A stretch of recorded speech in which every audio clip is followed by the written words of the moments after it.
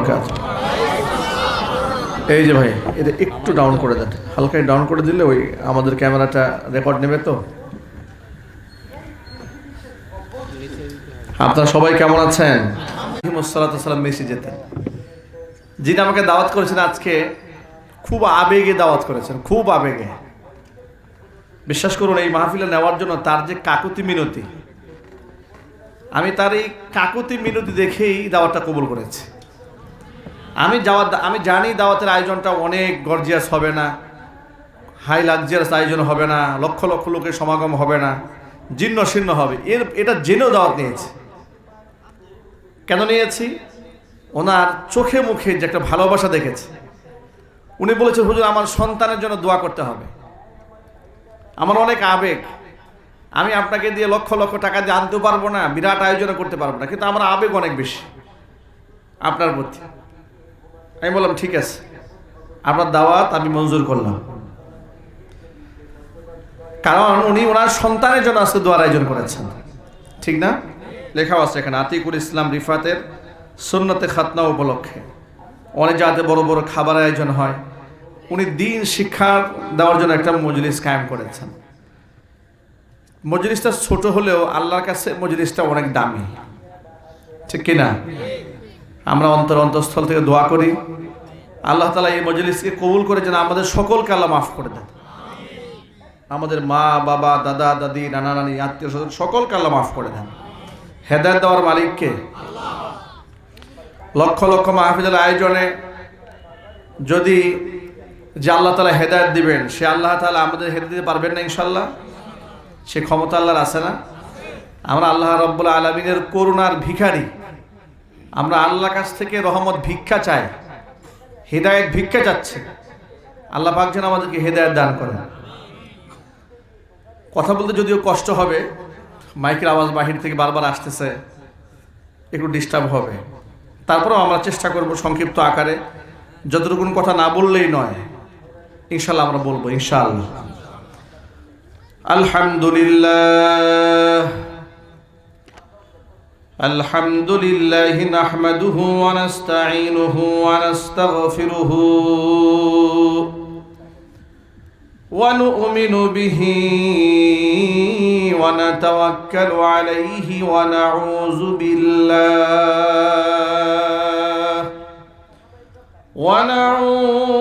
বিল্লাহি মিন শুরুরি আনফুসিনা ওয়া মিন সাইয়্যাতি আ'মালিনা। من يهده الله فلا مضل له ومن يضلله فلا هادي له ونشهد أن لا إله إلا الله وحده لا شريك له ونشهد أن سيدنا ونبينا وحبيبنا وشفيعنا ومولانا محمدا عبده ورسوله الذي أرسله بالحق بشيرا ونذيرا وداعيا إلى الله بإذنه وسراجا منيرا. أما بعد فأعوذ بالله من الشيطان الرجيم. بسم الله الرحمن الرحيم. ومن الناس من يشتري لهو الحديث ليضل عن سبيل الله بغير علم ويتخذها هزوا أولئك لهم عذاب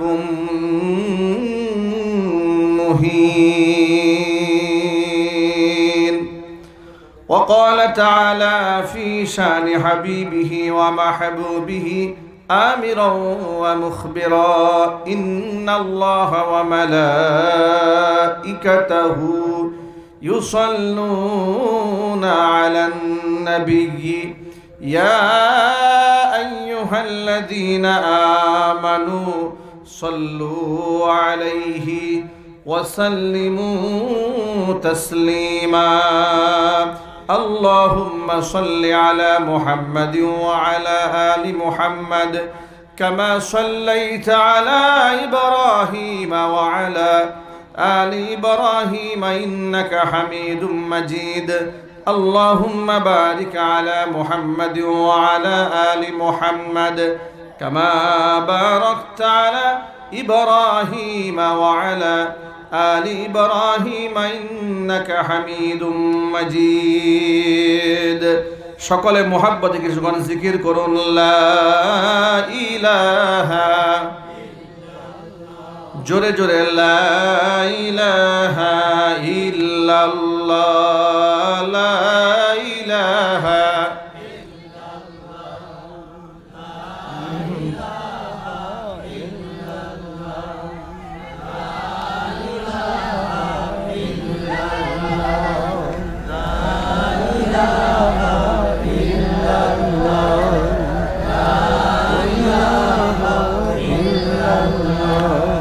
لا إله إلا الله لا إله إلا الله لا إله إلا الله محمد رسول الله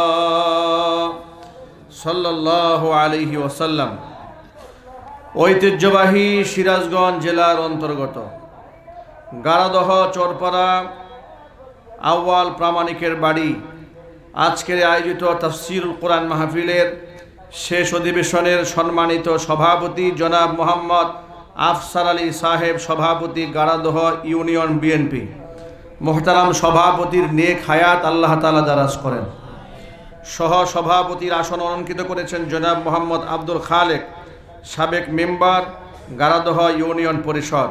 সহ সভাপতির নেক হায়াত আল্লাহ তাআলা দারাজ করেন।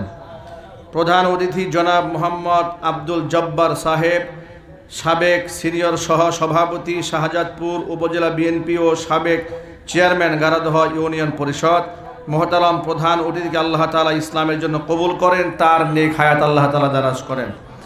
এছাড়া আমন্ত্রিত বিশেষ অতিথিবৃন্দ, হাজারাত উলামায়ে কেরাম, মুরব্বিয়ানে ইজম, অত্র এলাকা এবং পার্শ্ববর্তী এলাকার বিভিন্ন প্রান্ত থেকে ছুটে আসা দিনদরদি, ইমানদার, পরহেজগার, মুত্তাকি মুসলিম ভাইয়েরা, পর্দার অন্তরালে অবস্থানরত আমাদের সকলের শ্রদ্ধাভাজন পর্দানিশীন মা এবং বোনেরা, মহান আল্লাহ রব্বুল আলমিনের দরবারে আলী শানে লাখ কোটি শুকরিয়া আদায় করছি যে মহান আল্লাহ রব্বুল আলমিন পবিত্র মাহে রমজানুল মুবারকের এক মাস সিয়াম সাধনার পরে আমাদেরকে শাওয়াল মাসের আজকের প্রথম জুমাবারে জুমার নামাজ যথাসময় আদায় করে আজকে বাদ ইশা এমন একটি মুবারক মাহফিলে কোরআন সুন্নাহ থেকে আলোচনা শোনার সুবর্ণ সুযোগ তৈরি করে দিয়েছেন। এই জন্য আপনারা খুশি না বেজার? কম না বেশি?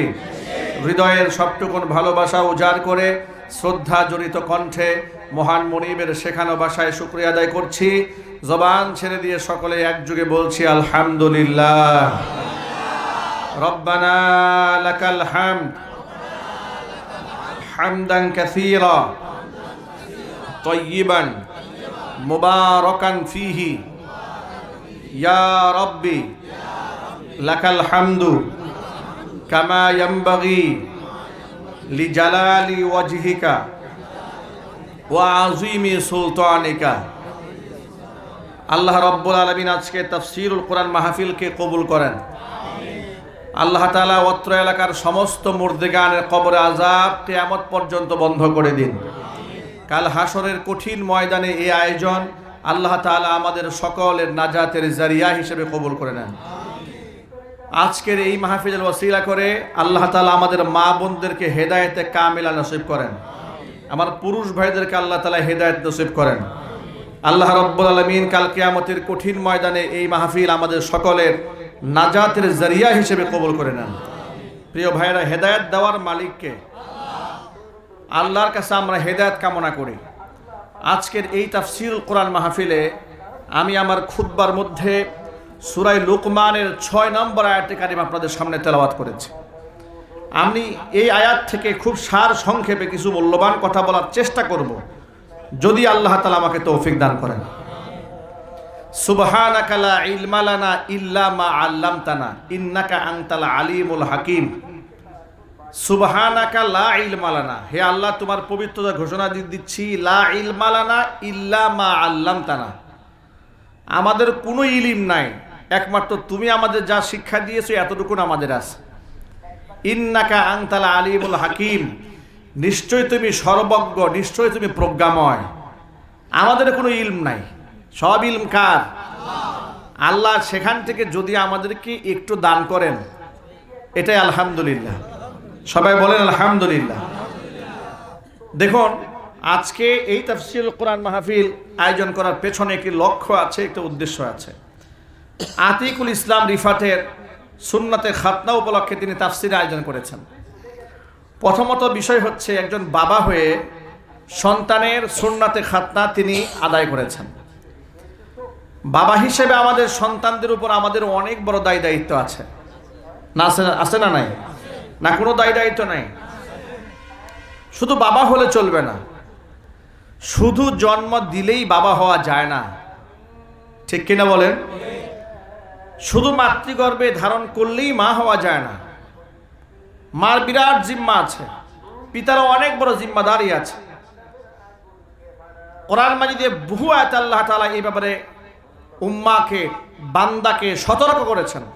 ওয়াইলামু আন্নামা আমওয়ালুকুম ওয়া আওলাদুকুম ফিতনা, জেনে রেখো তোমাদের যে সম্পদ এবং সন্তান এগুলো পরীক্ষার বস্তু। কোরআন মাজিদের সূরা কাহফের মধ্যে আল্লাহ পাক বলেছেন, আল মাল ওয়াল বানুন জিনাতুল হায়াতিদ দুনিয়া, সম্পদ এবং সন্তান হচ্ছে দুনিয়ার চাকচিক্য নিয়ামত। সূরা আলে ইমরানে আছে 7টা জিনিসের আকর্ষণ মানুষের প্রাকৃতিক। যুজ্জিনা লিন-নাস হুব্বুশ শাহাওয়াতি মিনান নিসা ওয়াল বানিন ওয়াল কানাতিরিল মুকানতারাতি মিনাজ যাহাবি ওয়াল ফিদ্দা ওয়াল খাইলিল মুসাওওয়ামাতি ওয়াল আনআমি ওয়াল হারথ যালিকা মাতাউল হায়াতিদ দুনিয়া ওয়াল্লাহু ইনদাহু হুসনুল মাআব। মানুষের প্রাকৃতিক কয়েকটা বিষয় আছে, সৃষ্টিগত। নারীদের প্রতি আকর্ষণ, এটা মানুষের সৃষ্টিগত। ওয়াল বানিন, সন্তানের প্রতি আকর্ষণ, এটা সৃষ্টিগত। ওয়াল কানাতিরিল মুকানতারাতি মিনাজ যাহাবি ওয়াল ফিদ্দা, রাশি রাশি স্বর্ণ রূপা, এই সম্পদের প্রতি যে মোহ, এটাও মানুষের সৃষ্টিগত। ওয়াল খাইলিল মুসাওওয়ামা, চিহ্নিত ঘোড়া সাওয়ারি, এর উপর আকর্ষণ মানুষের সৃষ্টিগত। ওয়াল হারথ, জমি জামার প্রতি যে মানুষের টান থাকে, শুধু মনে হয় সিরাজগঞ্জের মানুষের জমির প্রতি কোনো টান নাই। কত টান, কত টান! এই মামলা কোর্টে গিয়ে দেখেন, 10 বছর 20 বছর 30 বছর মামলা ঝুলতেছে, রায় হচ্ছে না। মামলা চালাতে চালাতে দাদা বুড়ো হয়ে কবরে পা দুটে চলে গেছে। এরপরে মামলা শেষ হয় নাই, সেই মামলা পরের প্রজন্ম টানতেছে, তাও শেষ হয় না, এর পরের প্রজন্ম টানতেছে। যে জায়গার জন্য মামলায় এত বছর টানলো, যে টাকা পয়সা সেখানে ব্যয় হয়েছে, এর অর্ধেক টাকা দিয়ে এর 3 গুণ জায়গা সে কিনতে পারত। কথা ঠিক কিনা বলেন? কিন্তু ছাড়বে না 1 ইঞ্চি। ওয়াল হারস, এর প্রতি মারাত্মক আকর্ষণ আছে। আল্লাহ পাক এই আকর্ষণের কথা বলার পরে আল্লাহ বলছেন, ওয়াল্লাহু ইনদাহু হুসনুল মাআব। বান্দারে, যে আকর্ষণের কথা বললাম এটি একেবারেই সীমিত। আমি আল্লাহর কাছে রয়েছে শ্রেষ্ঠ আকর্ষণের জায়গা। চিল্লা এখন আল্লাহু আকবার। তোমাদের কাছে যা বললাম এগুলো সব ক্ষণিকের, টিকবে না। যে নারীর আকর্ষণ তোমাকে টানে, সে নারীর সৌন্দর্যতা একেবারেই ক্ষণিকের। 90-এর দশকের জাজালো নায়িকা পৃথিবী কাঁপিয়ে দিয়েছে যাদের সৌন্দর্যতায়। 21 শতাব্দীতে 2025 সালে এসে ওই সমস্ত সুন্দরী মেয়েদের দিকে এদেশের ইয়াং জেনারেশন ছেলেরা ফিরেও তাকাবে না। ঠিক কিনা জোরে বলেন? তারা ছিল 90-এর দশকের ক্রাশ, কিন্তু 2025 সালে এসে সব ডেট এক্সপায়ার হয়ে গেছে, ফিরেও তাকাবে না, সব সীমিত। কথা বলতে হবে, ঠিক কিনা জোরে বলেন? সব শেষ হয়ে যাবে। ভাইরা আমার, ওয়াল বানিন, সন্তানের আকর্ষণ অল্প সময়ের জন্য। ওয়াল কানাতিরিল মুকান্তারাতি মিনাদ যাহাবি ওয়াল ফিদ্দা, কিছুই থাকবে না, স্বর্ণ রূপা দামি দামি গহনা কিছুই টিকবে না, ঘর বাড়ি জায়গা সম্পদ কিচ্ছু টিকবে না। এমনকি চোখের সামনে সমস্ত নাজ নিয়ামত থাকার পরেও নিজের মধ্যে যখন বার্ধক্য চলে আসবে, পৃথিবীর কোনো সুন্দরী নারী চোখের সামনে দেখতে আর ভাল লাগবে না। ঠিক কিনা বলেন? যে লোকটা দেখবেন জওয়ানকালে, যার দাপটে, যার ক্ষমতা, যার গরমে এলাকার মানুষ টিকতে পারতো না, বার্ধক্যজনিত রোগে আক্রান্ত হইয়া ঘরের বিছানার মধ্যে একাকী কাতরাচ্ছে, শেষ মুহূর্ত গুনতেছে, আল্লাহ দুনিয়ার হায়াত আর ভাল লাগে না, তুমি আমারে উঠায় নিয়ে যাও। আল্লাহ পাক বলছেন, বান্দারে এই যে আকর্ষণগুলো আছে, স্বর্ণের আকর্ষণ, রূপার আকর্ষণ, জমি জমার আকর্ষণ, এগুলো সীমিত সময়ের। আল্লাহু ইনদাহু হুসনুল মাআব, আসল উত্তম প্রত্যাবর্তন স্থল আমি আল্লাহর কাছে রয়েছে, যা কোনোদিন শেষ হবে না, বিলীন হবে না, নষ্ট হবে না, পুরাতন হবে না। চিল্লা করেন সুবহানাল্লাহ। এমন যৌবন আল্লাহ দিবেন, যৌবন আর কখনো কমবে না। এমন নারী আল্লাহ পাক দিবেন, শত হাজারো বার তার সাথে সহবাস করলেও তার কুমারিত্ব নষ্ট হবে না। চিল্লায় কোন আল্লাহু আকবার। ভাইরা আমার, সেই সন্তান আল্লাহর দেওয়া পরীক্ষা। সন্তানের বাবা হওয়ার পরে দায়িত্ব অনেক বেড়ে যায়। নবী করিম সাল্লাল্লাহু আলাইহি ওয়াসাল্লাম বলেছেন, পৃথিবীতে তোমাদের সন্তান জন্ম নেওয়ার পরে প্রথম কাজ হচ্ছে ডান কানে আজানের শব্দ ফুঁকে দাও, বাম কানে ইকামতের শব্দ ফুঁকে দাও। বিজ্ঞান গবেষণা করে দেখেছে, জন্মের পরে প্রথম যে আওয়াজ শুনতে পায়, জীবনের এক গুরুত্বপূর্ণ সময় আসার পরেও কোনো না কোনো এক সময় ওই শব্দের আওয়াজের প্রতিক্রিয়া তার মস্তিষ্কের মধ্যে ধরা পড়ে যায়। জোরে বলেন সুবহানাল্লাহ। তাওহীদের বীজ সন্তানের কানে মধ্যে দিতে হবে জন্ম হওয়ার পরে। এরপরে এই সন্তানের 3 দিন 7 দিন 9তম দিনে তার আকিকা করে দিতে হবে। আকিকা কি করতে হবে? এটা সুন্নাহ। এটা কি জোরে বলেন? সুন্নাহ। সুন্দর একটা নাম রাখতে হবে। সেই নামটা কি? ইন্নাকুম তুদআউনা ইয়াউমাল কিয়ামাতি বিআসমাইকুম ওয়া বিআসমাই আবাইকুম। আবু দাউদ শরীফের হাদিস। নিশ্চয় কিয়ামতের দিন তোমাদেরকে রবের সামনে ডাকা হবে তোমাদের নাম ধরে, তোমাদের পিতাদের নাম ধরে তোমাদেরকে ডাক দিয়ে বলা হবে, অমুকের পুত্র অমুক দাঁড়াও। সুতরাং যেহেতু বাবার নাম ধরে ডাকা হবে, ছেলের নাম ধরে ডাক দেওয়া হবে, ফাআহসিনু আসমাআকুম, নামটা সুন্দর রেখো। সবার সামনে নাম উচ্চারিত হলে তুমি যেন লজ্জিত না হও। এমন নাম সমাজে আছে না? কিছু নাম মাইকে বলতে লজ্জা লাগে। ঠিক কিনা জোরে বলেন? লালটু, বল্টু, সানমিয়া, কি আছে না? নাই? আকাশ, বাতাস, লতা, পাতা, আরো যে কি কি নাম, এগুলো নাম ডাকা যাবে না। নবীদের নামের সাথে মিলিয়ে, সাহাবায়ে কেরামের নামের সাথে মিলিয়ে, আল্লাহ পাকের গুণবাচক নামের সাথে মিল করে আব্দুল শব্দ ব্যবহার করে সুন্দর সুন্দর নাম রাখবো। আমরা বলি ইনশাআল্লাহ। তাহলে এগুলো আমাদের পিতামাতা হিসেবে আমাদের উপর দায়িত্ব। এরপরে সন্তানকে আদব শেখানো, এটা আমাদের দায়িত্ব। সন্তান কি করতে হবে? আদব শেখাতে হবে। সন্তানকে আদব শেখানো হবে, তাদিব। কিন্তু সেখানে তাদিব করা যাবে না, মানে শাস্তি দেওয়া যাবে না। সন্তানকে পিটানো যাবে না। সন্তানকে মোহাব্বত করা, ভালোবাসা, এটা ইসলামের শিক্ষা। কোন সুবহানাল্লাহ। আবার সেই ভালোবাসার মধ্যে যেন বৈষম্য না হয়। ছেলে হলে একরকম আদর আর মেয়ে হলে আরেক রকমের আদর। এই সমাজে কিন্তু আছে এরকম, শুধু সিরাজগঞ্জে নাই। আছে কিনা জোরে বলেন? ছেলে হলে আদর কম না বেশি? মেয়ে হলে আদর কম। কেন? মেয়ে হলে আদর কম হয়, ছেলে হলে আদর বেড়ে যায়। এগুলো জাহিলি যুগের কথা। পুত্র সন্তানদেরকে তারা বাঁচিয়ে রাখতো, কন্যাদেরকে হত্যা করত। কন্যা হওয়াটা লজ্জার মনে করত। সেই সমাজে, যে সমাজে কন্যা হলে মানুষ জীবন্ত পুঁতে ফেলতো, সেই সমাজে আল্লাহ রসুল বললেন, যে ঘরে প্রথম কন্যা সন্তান জন্মগ্রহণ করে আল্লাহ রহমতের সবগুলি দরজা সেই ঘরের জন্য আল্লাহ উন্মুক্ত করে দেয়। সেই সমাজে আল্লাহ রসুল বললেন, তোমরা কন্যাদেরকে গালি দিও না, আমি মুহাম্মদ সাল্লাল্লাহু আলাইহি ওয়াসাল্লাম কন্যাদের পিতা। সেই সমাজে রসুল ঘোষণা করলেন, আমার কাছে তিনটি জিনিস প্রিয়, এক হচ্ছে নামাজ, আরেক হচ্ছে সুগন্ধি, আরেক হচ্ছে নারী। জোরে খান সুবহানাল্লাহ। এইভাবে নারীদের মর্যাদা ১৫০০ বছর আগে নবী করিম সাল্লাল্লাহু আলাইহি ওয়াসাল্লাম সমাজের মধ্যে প্রতিষ্ঠিত করেছেন। একবার রাসূল পাক সাল্লাল্লাহু আলাইহি ওয়াসাল্লাম বসে আছেন, এমন সময় একজন সাহাবী এলেন। এরকম আপনারা যেমন বসে আছেন, এরকম সাহাবায়ে কেরাম বসে আছেন। ওই মজলিসে একজন সাহাবী এসেছেন, সাথে তার ছোট্ট একটা ছেলে সন্তান এসেছে। ছেলে সন্তানটা তার কাছে আসার পরে ওই সাহাবী ছেলেকে গালের মধ্যে চুমা খেলেন, চুমা দিয়ে নিজের কোলের মধ্যে বসিয়ে দিলেন। কিছুক্ষণ পরে ওই একই সাহাবীর আরেকটা কন্যা সন্তান এসেছে, ছোট্ট কন্যা সন্তান। কিন্তু সাহাবী কন্যা সন্তানকে কুলেও নেয় নাই, চুমাও খায় নাই, সামনে এমনি বসিয়ে দিয়েছে। দুজাহানের বাদশা রাহমাতুল লিল আলামিন এত কর্মের ভিড়ে এই দৃশ্য রসুলের চোখকে আড়াল করতে পারে নাই। মেয়েটাকে কুলে নেয় নাই, চুমা দেয় না, কিন্তু ছেলেকে কুলে নিয়েছে, চুমাও দিয়েছে।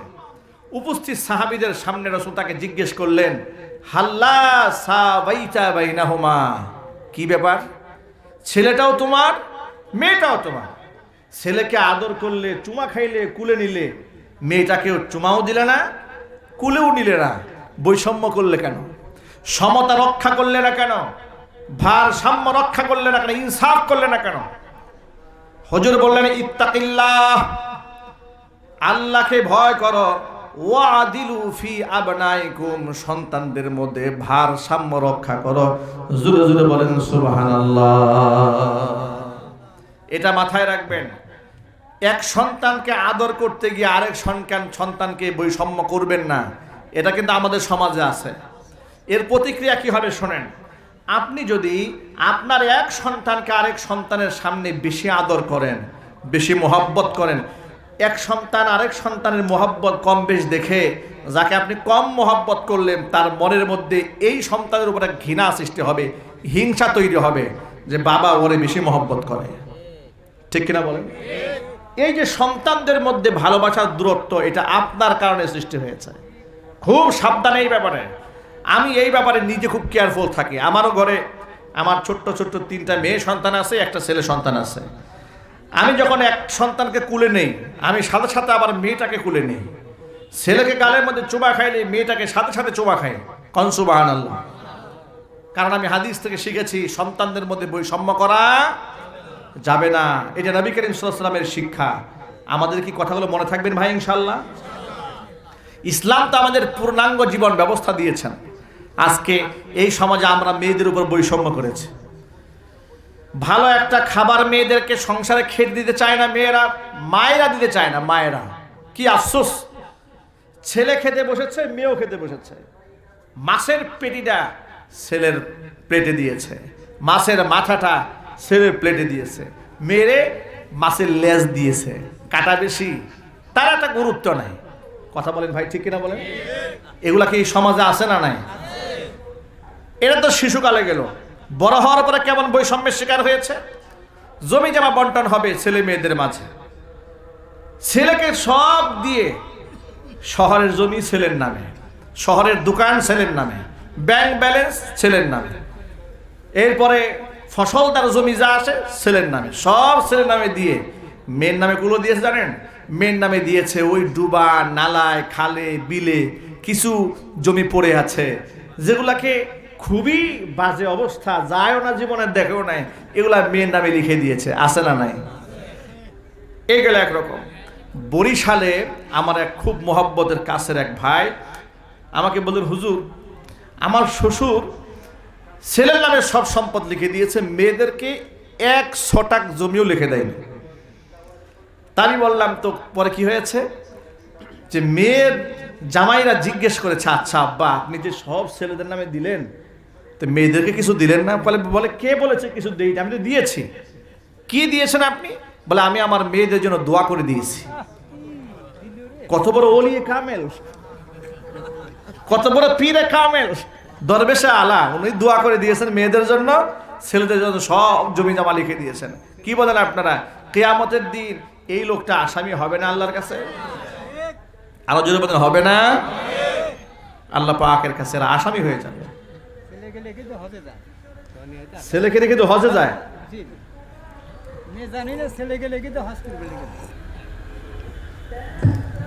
আল্লাহ হেদায়েত দান করে, জোরে কোন আমিন। আমরা আমাদের সন্তানদের মধ্যে এই বৈষম্য করব না, বলেন ইনশাআল্লাহ। আরো জোরে বলেন ইনশাআল্লাহ।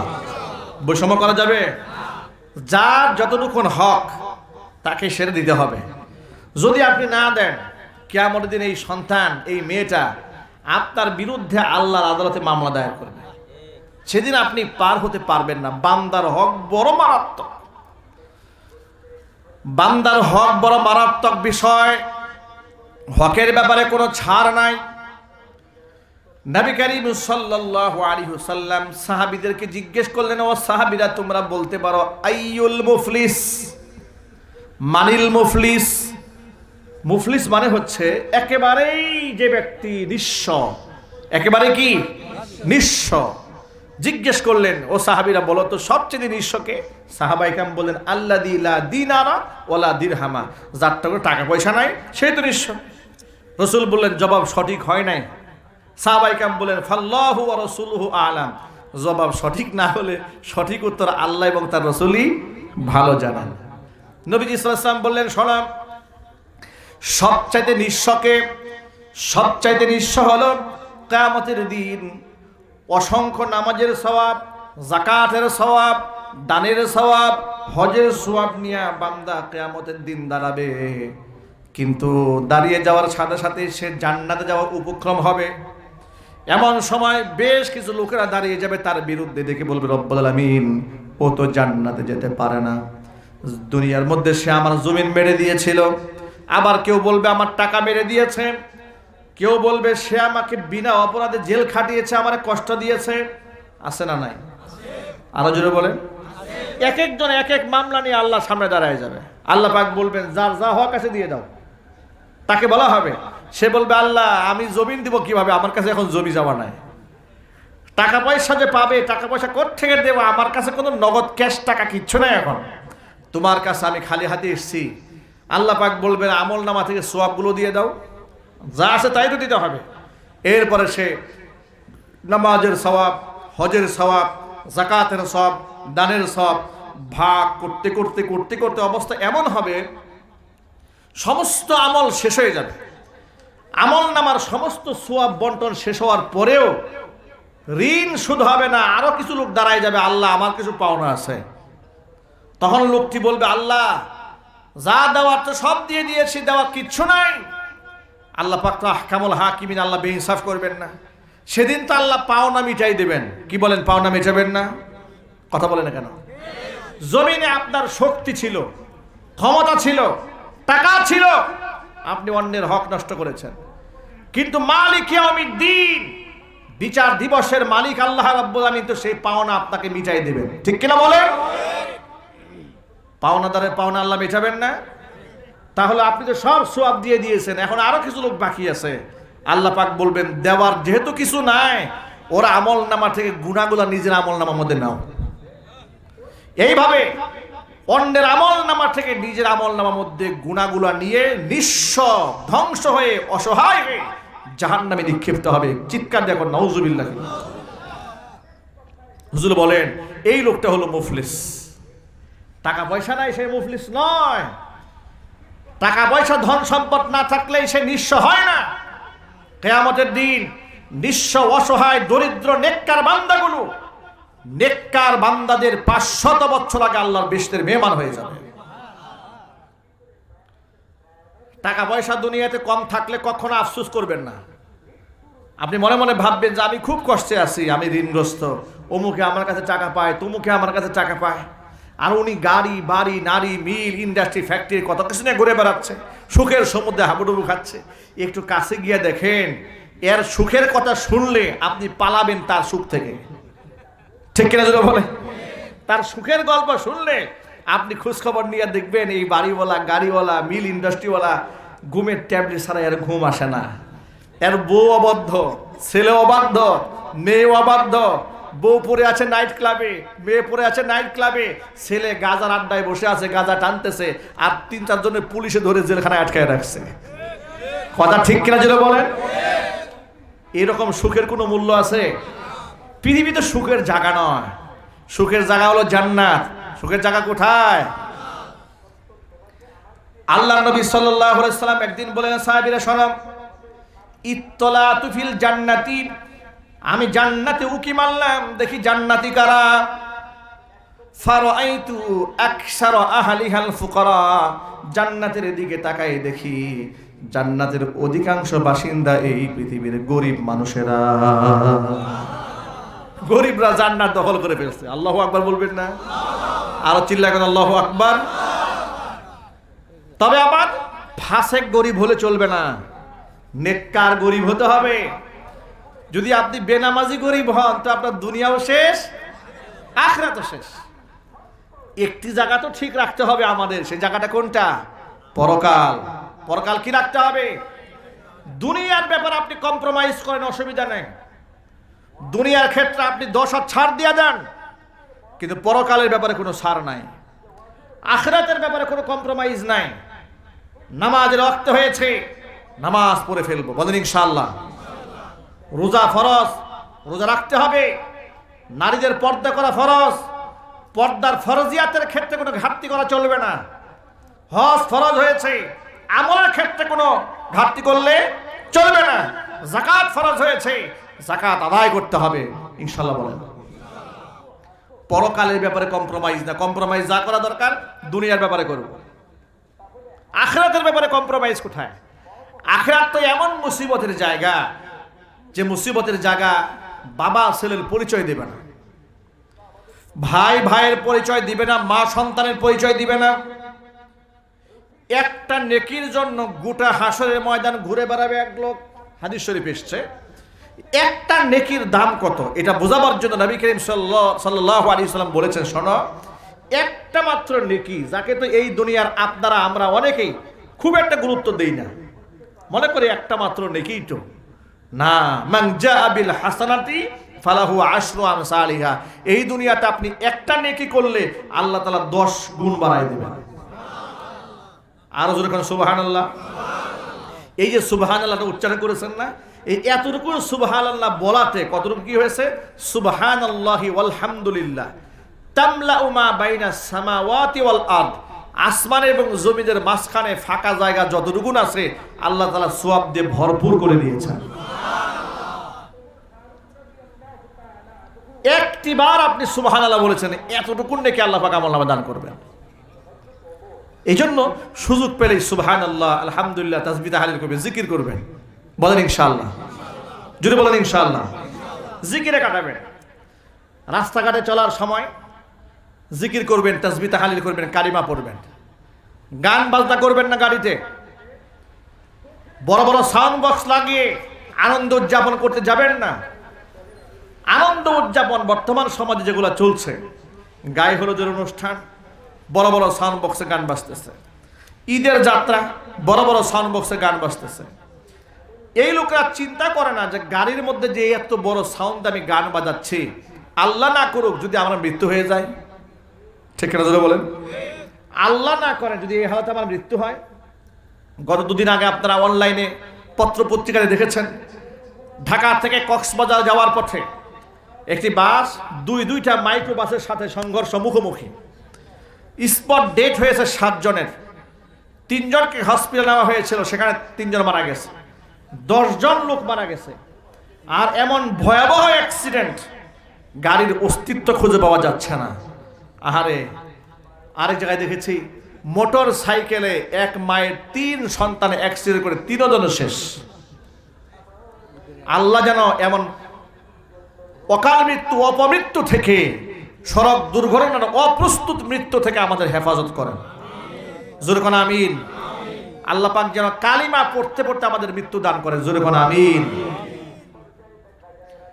সিরাজগঞ্জ অঞ্চলে গায়ে হলুদের অনুষ্ঠান হয় না? সাউন্ড বক্স বাজে। ঈদ উদযাপন উপলক্ষে সাউন্ড বক্স বাজে। যুবকেরা কান খুলে শুনে রাখেন, এগুলো হারাম। এগুলা কি? আরো জোরে বলেন, করবেন না এগুলা। কি লাভ হবে এগুলা করে? কি ফায়দা হবে একটুখানি চিন্তা করেন। গান বাজনার অনুষ্ঠান করে, গায়ে হলুদের অনুষ্ঠান করেছেন, বিবাহের অনুষ্ঠান করেছেন, ওই বিবাহের মধ্যে সুন্নত ছিল না, আল্লাহর রহমত ওই বিবাহের মধ্যে থাকবে না। যে বিবাহের মধ্যে সুন্নত থাকে না, ওই বিবাহের মধ্যে আল্লাহর রহমত থাকে না। যে বিবাহে আল্লাহর রহমত থাকে না, ওই বিবাহ বেশি দিন লাস্টিং করে না,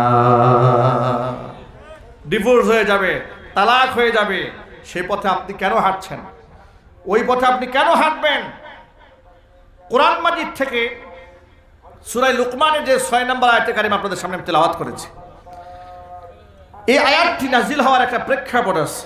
সেই প্রেক্ষাপট হচ্ছে মুহাম্মদ রাসূলুল্লাহ সাল্লাল্লাহু আলাইহি ওয়াসাল্লাম যখন কোরআন তেলাওয়াত করতেন, রাসূলের কণ্ঠে কোরআন শোনার জন্য অজস্র মানুষ ভিড় জমায়ে থাকতো। কোন সুবহানাল্লাহ।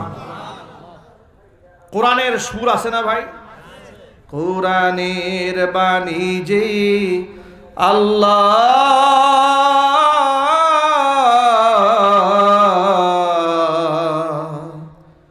আমাকে করেছে ব্যাকুল, আমাকে করেছে ব্যাকুল। কোরআনের বাণী যে আল্লাহ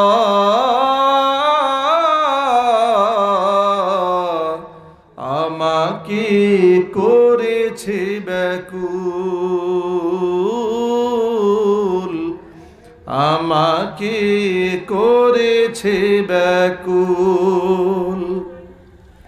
তাই তো এ মন উঠলে উঠে, প্রাণ আমার হয় যে আকুল, আমাকে করেছে ব্যাকুল, আমাকে করেছে ব্যাকুল। সকল যুগের মানুষ জানে কি মহিমা আল কুরআনে, সকল যুগের মানুষ জানে কি মহিমা আল কুরআনে। এমন মধু পেয়ে হে আল্লাহ চিনতে কি কেউ করে ভুল, চিনতে কি কেউ করে ভুল। কোরআনের বাণী যে আল্লাহ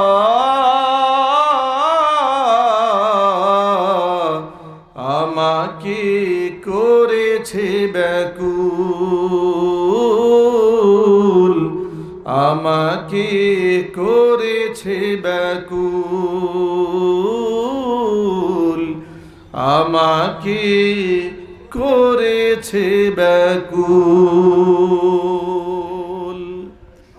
কোরআন মাজিদের একটা আকর্ষণ আছে। নবী করিম সাল্লাল্লাহু আলাইহি সাল্লাম যখন কোরআন পড়তেন, হুজুরের কণ্ঠে কোরআন শোনার জন্য আবু জেহেল রাতের বেলায় না ঘুমায়া দাঁড়িয়ে দাঁড়িয়ে কোরআন শুনত। আর যদি কোন সুবহানাল্লাহ। আবু জেহেল না ঘুমাইতে পারত না, দিনের বেলায় মানুষকে বলতো এটা একটা পাগল, নাউজুবিল্লাহ বলেন, এটা একটা জাদুকর। দিনের বেলায় মানুষকে বুলবাল বোঝাইতো, সে নিজে একটা কবি হয়ে গেছে, কবির মতো বানিয়ে বানিয়ে কোরআন পড়ে, দিনে বলতো। আর রাতের বেলায় নিজে না ঘুমাইয়া হুজুরের কণ্ঠে কোরআন শুনত। আমি আমার ভাষা এই জন্য বলি, ১৫০০ বছর আগের আবু জেহেলের চাইতে বর্তমান জমানার আবু জেহেলের নাতিপুতিরা বেশি মারাত্মক। কেন? ১৫০০ বছর আগের আবু জেহেল দিনের বেলায় কোরআনের বিরোধিতা করলেও রাতের বেলায় নিজে কোরআন শুনত, ঠিক কিনা? আর ১৫০০ পরের আবু জেহেলের নাতিপুতি যেগুলো আছে, দিনে কোরআন শুনে না, রাতেও যেন মাহফিল না হয় এই জন্য ষড়যন্ত্র করে। আবু জেহেলের নাতিপুতিদের পরাজয় হয়েছে বাংলাদেশে, ঠিক কিনা বলে? আবু জেহেলের নাতিপুতিদের কি হয়েছে? বাংলাদেশে এদের পরাজয় হয়েছে। এদের পরাজয় কেন হয়েছে? এরা আল্লাহর কোরআনের সাথে বেয়াদবি করেছে, ওরা আলেম ওলামাদের সাথে বেয়াদবি করেছে, ওরা মসজিদ মাদ্রাসার অবমূল্যায়ন করেছে, ঠিক কিনা বলে? ওরা আল্লাহ পাকের কোরআনের সাথে প্রতিনিয়ত বেয়াদবি করেছে।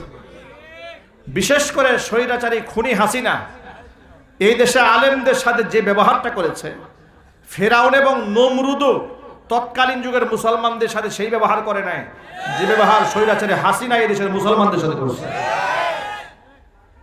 সন্দেহ আছে আপনাদের? ফেরাউনের আয়না ঘর ছিল, নমরুদের আয়না ঘর ছিল, হাসিনার আয়না ঘর আছে। কবরের মতো একটা জায়গার মধ্যে মানুষকে 5 বছর 8 বছর রাখছে। ভাবেন একটু, চিন্তা করে দেখেন। আজকে ডক্টর মোহাম্মদ ইউনূসের সাথে মোদির বৈঠক হয়েছে থাইল্যান্ডে, ঠিক না? আমরা পত্রিকাতে পেয়েছি ডক্টর মোহাম্মদ ইউনূস তিনি নাকি মোদির কাছ থেকে শেখ হাসিনাকে ফেরত চেয়েছেন। শেখ হাসিনাকে এই দেশে আনা উচিত। যারা আপা প্রেমী আছে তারা তো অপেক্ষায় আছে আবার আসবে, আমরা অপেক্ষায় আছি। কথা বলে না? তিনি শুধু আসবে না, তাকে আনতে হবে। এতগুলো আলেমকে ফাঁসির কাস্টে ঝুলিয়ে মেরেছ, এতগুলো আলেম আমাদেরকে বছরের পর বছর জেলখানা আটকায় রেখেছ, এতগুলো তাফসির মাহফিল বাংলাদেশে বন্ধ করে দিয়েছ, এতগুলো ছাত্রদেরকে গণহত্যা চালিয়েছ, এত বড় খুন করে তুমি গিয়ে তোমার স্বামীর কাছে নিরাপত্তা নিয়ে থাকবে, তা আমরা মানতে পারবো না। তোমার বিচার এই বাংলাদেশে তোমার তৈরিকৃত ট্রাইব্যুনালে হবে ইনশাআল্লাহ। ট্রাইব্যুনালে শেখ হাসিনার ফাঁসি দেখার আগ পর্যন্ত আল্লাহ যেন আমাদের মৃত্যু না দেয়। একটু জোরে কন্যা আমিন। ফাঁসির কাস্টে স্বৈরাচারী খুনি হাসিনা জুলুক আপনারা চান না? কারা কারা চান? দু হাত দেখতে চাচ্ছে।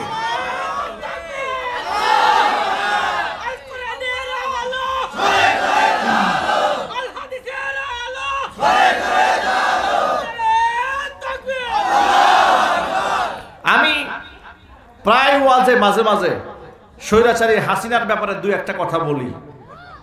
তো এটা বলার পরে আবার হাসিনার নাতিপুতি রেসপন্সার যারা আছে তারা আমাকে বলে, মাদানী হুজুর ওয়াজ আগে খুব শুনতাম, ইদানিং শুনি না।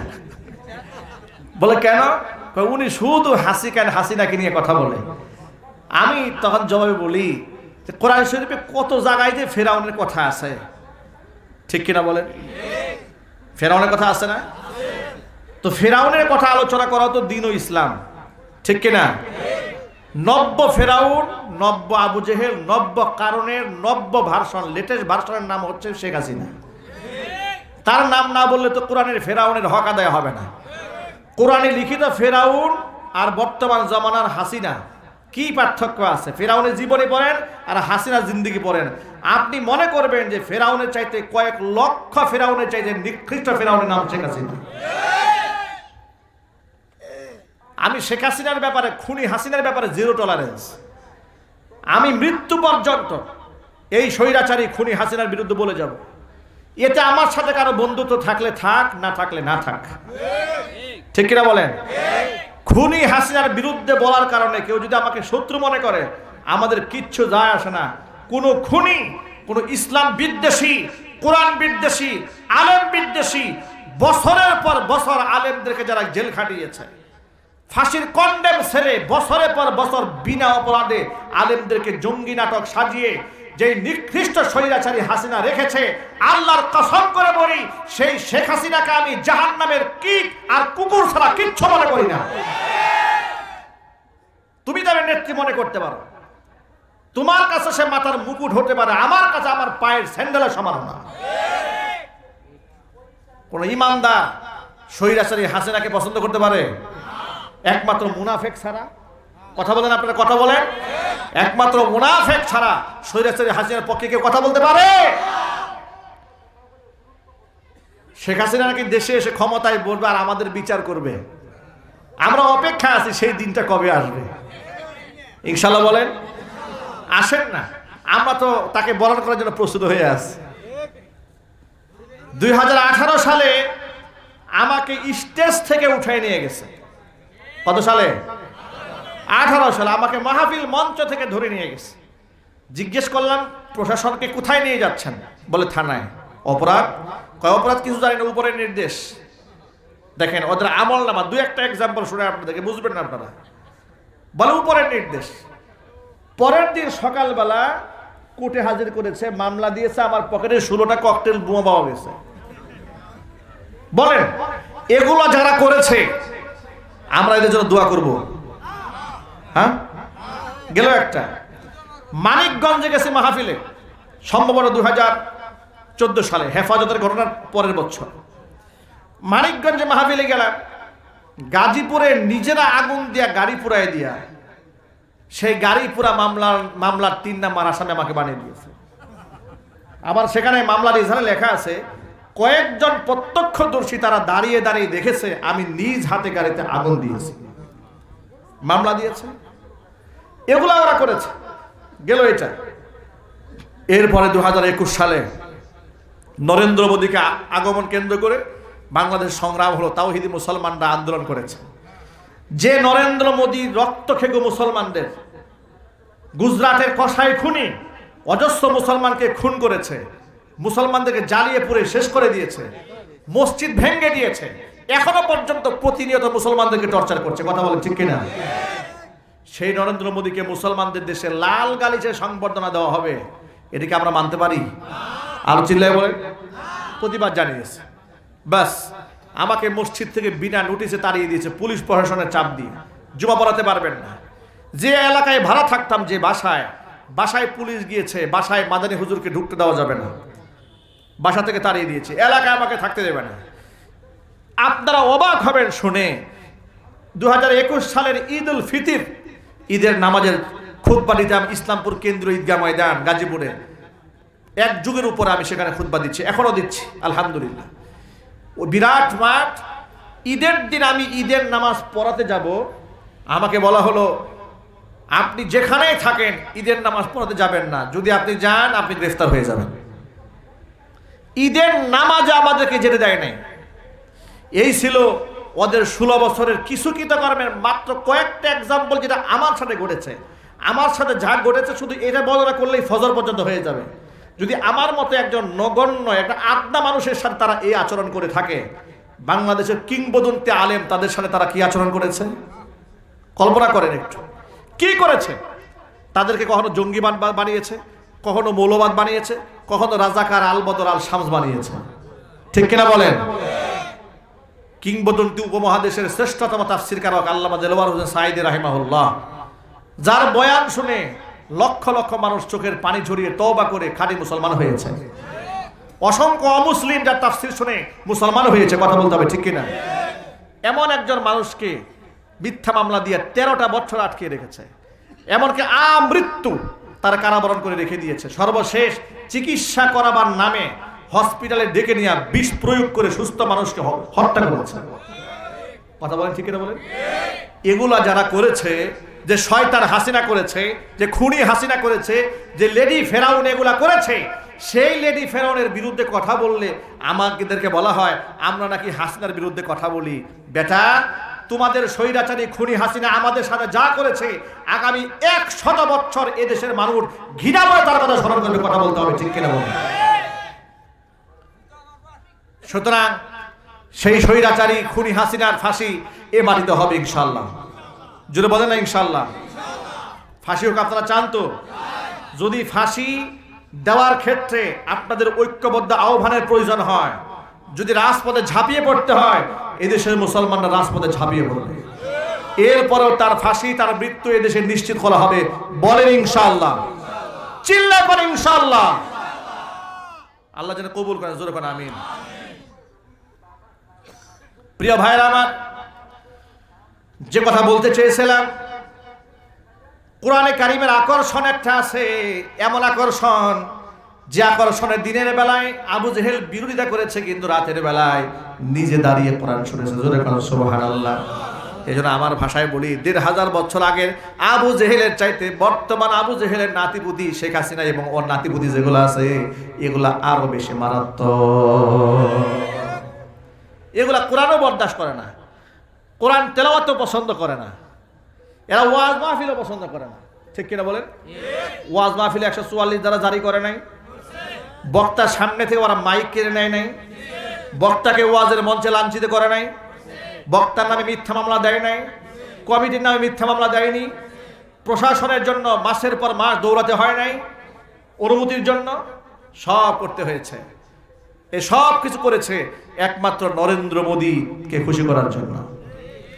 এত কিছু করলা, মনে রাখবা গদি টিকায় রাখবে মোদী না, ক্ষমতার মালিককে।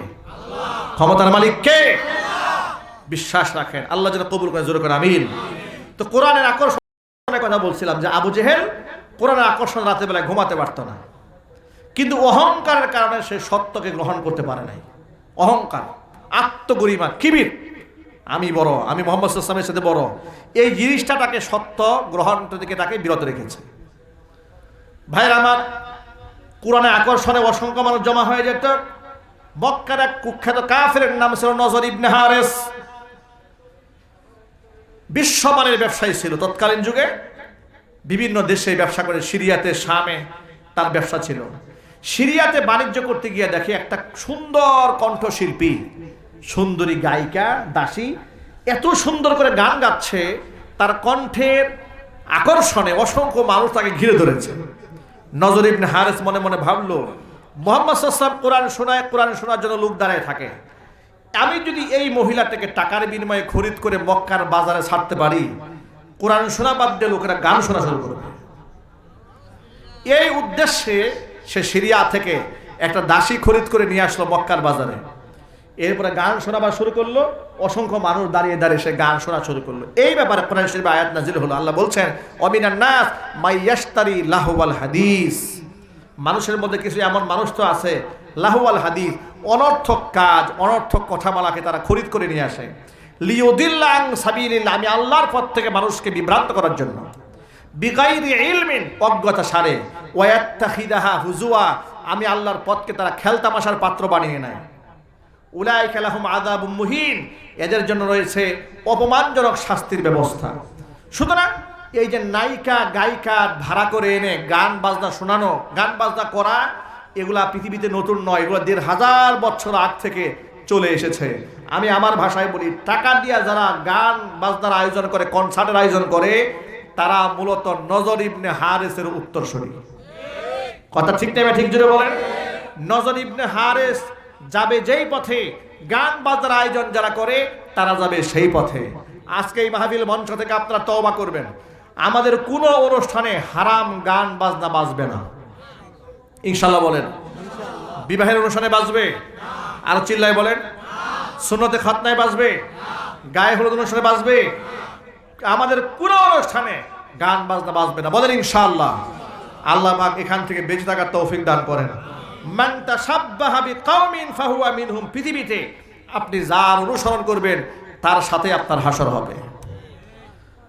আপনি যদি গান বাজনা করেন তাহলে আপনি নজর ইবনে হারেসের অনুসারী হয়ে যাবেন, তার সাথে আপনার হাসর হয়ে যাবে। আর যদি আপনি সুন্নাহ অনুসরণ করেন, মুহাম্মদ সাল্লাল্লাহু আলাইহি ওয়াসাল্লামকে মহব্বত করেন, তাহলে নবীজির সাথে আল্লাহ হাসর নসিব করাই দিবেন। জোরে কোন আমিন। গরিব অসহায় বলে নিজেকে ব্যর্থ মনে করার কোনো কারণ নাই। যে হাদিসটা বলতেছিলাম, হুজুর বলেন, ইত্তলাতু ফিল জান্নাহ, জান্নাতে উকি মেরে দেখলাম, ফারাআইতু আকসারা আহলিহাল ফুকারা, জান্নাতের অধিকাংশ আসন গরিবরা দখল করে ফেলেছে। ওয়াত্তলাতু ফিন নার, এরপর আমি জাহান্নামের দিকে একটু উকি মারলাম, দেখি জাহান্নামী কারা। ফারাআইতু আকসারা আহলিহান নিসা, জাহান্নামে তাকাই দেখি জাহান্নামের অধিকাংশ বাসিন্দায় পৃথিবীর মহিলারা। মহিলারা সব জাহান্নাম দখল করে ফেলছে। নাউজুবিল্লাহ। মাইকের আওয়াজ বাহিরে যাচ্ছে, মা বোন শুনতে পাচ্ছে না? কথা বলেন, শুনতে পাচ্ছে না? মা বোনদেরকে বলছে, মায়েরা বোনেরা খুব সাবধান। ঈদের দিনে নবী সাল্লাল্লাহু আলাইহি ওয়াসাল্লাম ঈদের জামাত শেষ করে যাচ্ছেন। যাওয়ার সময় মহিলাদেরকে ডেকে বলেন, ইয়া মা আশারান নিসা তাসাদ্দাকনা, হে মহিলা সম্প্রদায়ের লোকেরা, বেশি বেশি আল্লাহর রাস্তায় দান করো তোমরা। ফাইন্নি উরিতুকুন্না আকসারা আহলিন নার, আমি দেখেছি, আমাকে দেখানো হয়েছে তোমরা অধিকাংশ জাহান্নামী হবে।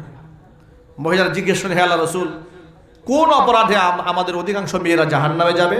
হুজুর বললেন 2টা অপরাধে। কয়টা অপরাধে? এক হচ্ছে লিতাকফুরনাল আশির, স্বামীর নাফরমানি করার কারণে।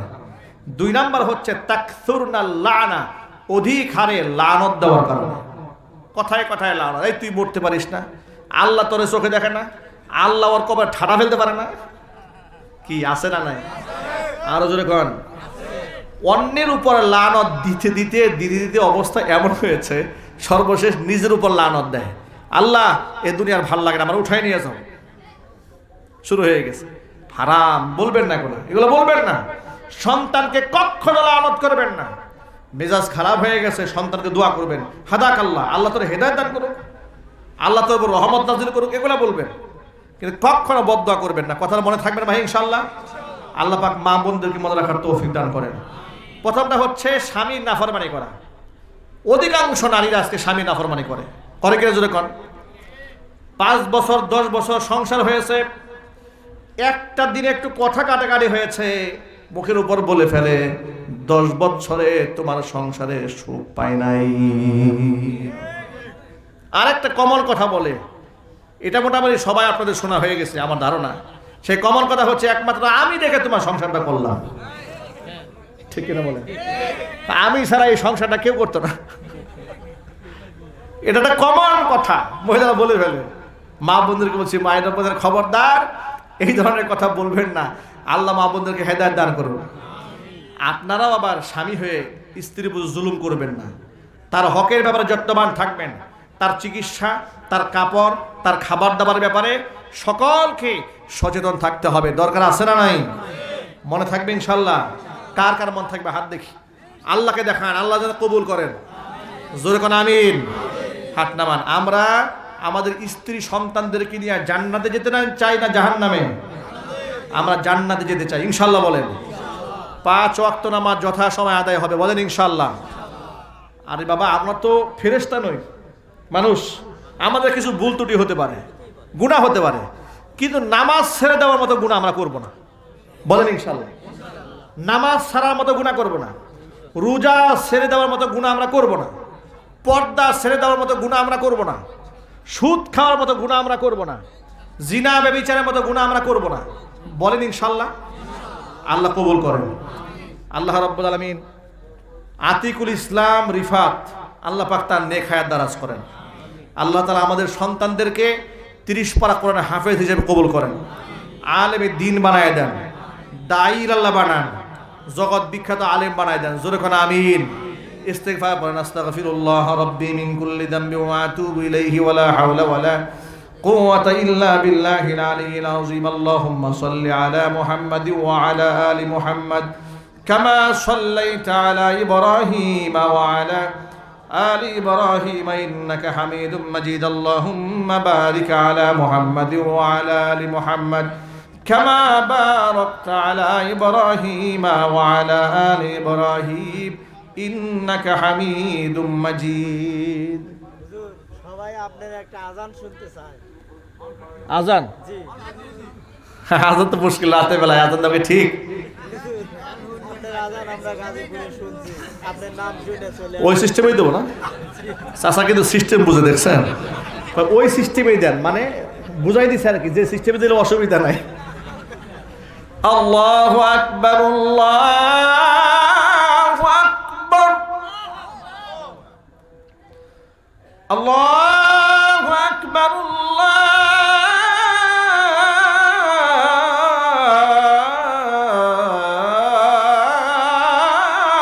আকবার। আশহাদু আল্লা ইলাহা ইল্লাল্লাহ।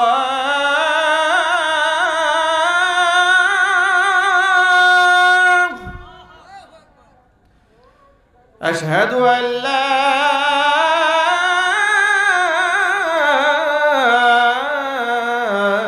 إله إلا الله।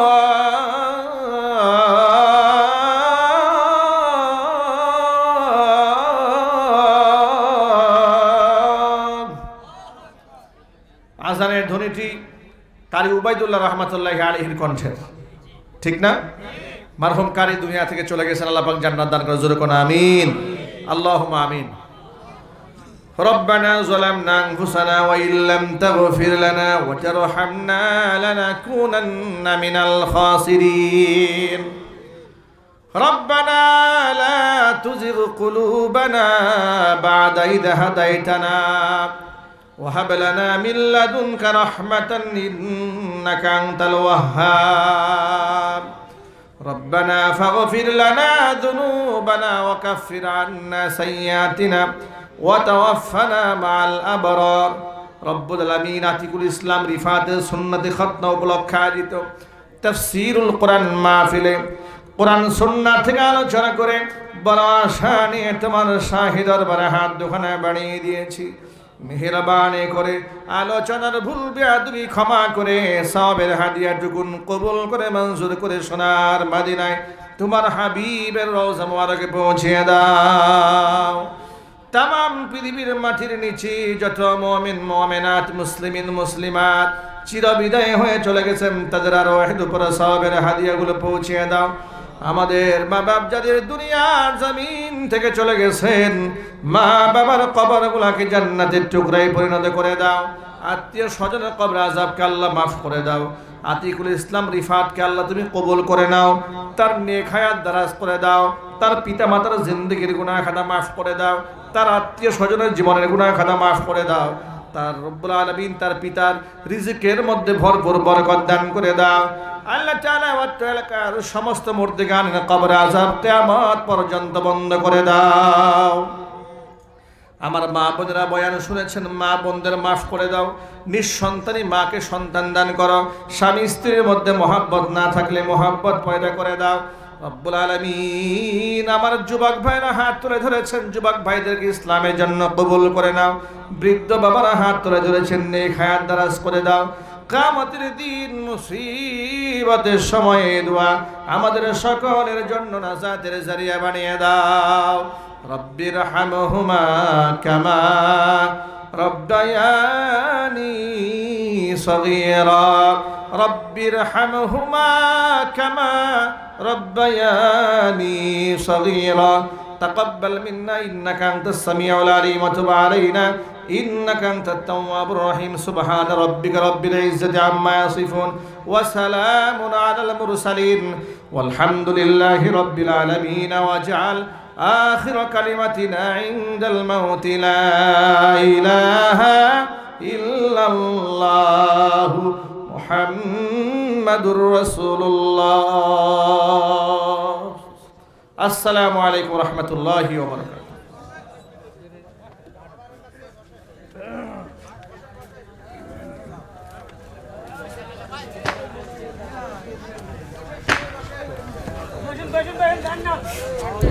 সবাই বসে তোমার কাছে সবাই বসে যান তোমার কে সবাই